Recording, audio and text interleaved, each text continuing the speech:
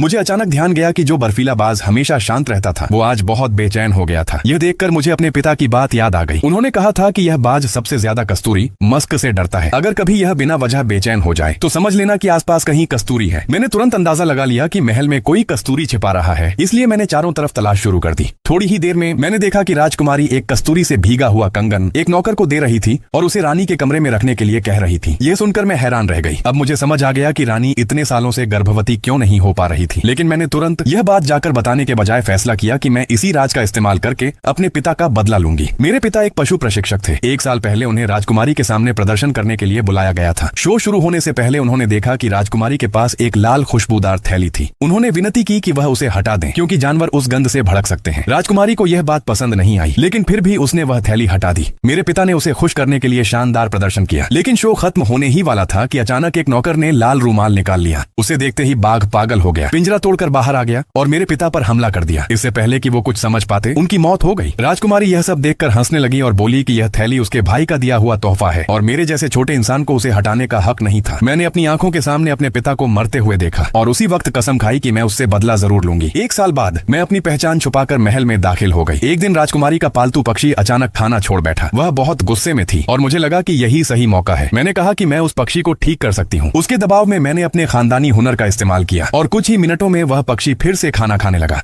यह देखकर राजकुमारी बहुत खुश हुई और उसने मुझे अपनी खास सेविका बना लिया जो उसके निजी कामों का ध्यान रखती थी। एक रात मैं बाज की आवाज से जाग गई और तभी मुझे राजकुमारी का एक और राज पता चला, लेकिन इस बार भी मैंने सीधे रानी को नहीं बताया। मैंने तय किया कि मैं खुद ही उसे उसके अंजाम तक पहुंचाऊंगी। असल में राजकुमारी रानी की गोद ली हुई बेटी थी। वह बचपन से ही सम्राट के साथ पली बढ़ी थी और धीरे धीरे उसके मन में गलत भावनाएं आ गई थी। उसे रानी से जलन थी और वह नहीं चाहती थी कि रानी कभी मां बने, इसलिए वह उसे कस्तूरी के जरिए नुकसान